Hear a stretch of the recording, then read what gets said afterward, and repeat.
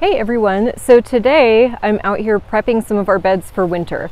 So a lot of my garden will have a winter garden in, which is terrific, but I do cut down in size in the winter just because it can be a little overwhelming to have to water and keep everything going when it's a little bit cooler out. So we're here on this beautiful fall day, and I decided it's a great day to amend my beds that I'm not going to be using this winter for the upcoming spring. So there's lots of times you can amend your garden throughout the summer. Every time I pull plants, I usually add some organic matter to the soil to keep it healthy, and I do test my soil to be sure that all of the levels of different nutrients are there where they should be. But to do that in the fall, I prepare the beds I'm not going to use for winter. So there's a couple things that you need to do to start. First off, if you have any weeds, which we always have some grass and things that grow in here, remove those first. You don't want any weeds that can drop seeds that can come up in the spring. So make sure you're continuing to weed until all of them are kind of dormant for the winter. The next thing is, if you can see down here, I removed a lot of my mulch from the surface. So you can see the surface of the soil. So there's a couple ways that you can amend in the winter.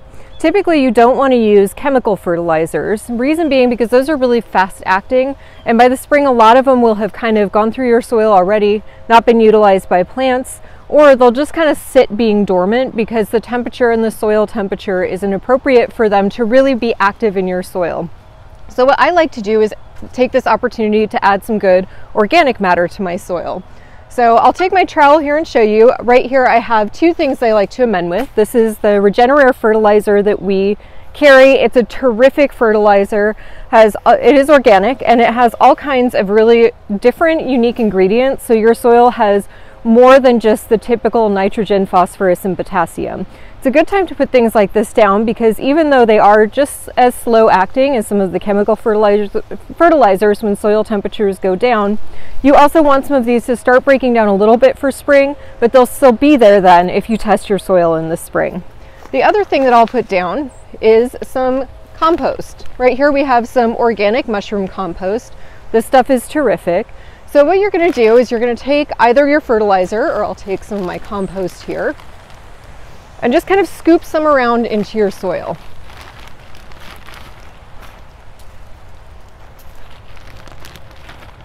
So a few shovels full for just this area here, and keep in mind every time I've pulled plants during the year I also add a little bit of this, so this is just supplementing what's already been in the soil. Now we raised bed gardens, so I do a no-till method for mine, which means I don't have a tiller in here, so I've really got to kind of hand work all of my amendments into the soil. So what I'll do is kind of break these guys up, break up any of the bigger clumps here, really spread it around, and then start working it down. So I usually keep about 9 inches or so of soil in my beds.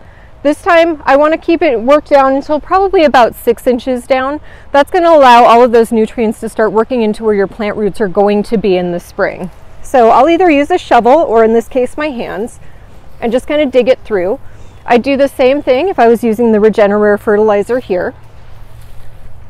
So get that all nice and mixed in. This also helps keep your soil loose. And then some of the straw that I use for my compost that's breaking down, it'll help that kind of further compost down into my soil as well. So I'll keep mixing this in really good. And after I feel like I've got enough of it mixed in and it's fairly evenly dispersed, then I'm going to replace my mulch here and then supplement my mulch. And as you can see, I have a piece from one of our straw bales here. This is going to help the soil temperature stay a little bit warmer in the winter. It's going to further break down a little bit and help some of those good nutrients compost down. So that's why I like to use straw. It makes your soil texture really nice. It composts nicely. You will get a few weed seeds from it in the spring. The nice thing though is they're just these little one blades. They almost look like grass, and you can just stick your hand under the straw and lift up and all of those guys come up. So I'll redisperse some of this mulch here. And it's going to look really huge and fluffy at first, and that's okay because eventually it's going to start to flatten out a little bit after we get some snow and cold. So work a good few inches there. I have my official garden helper here helping me out.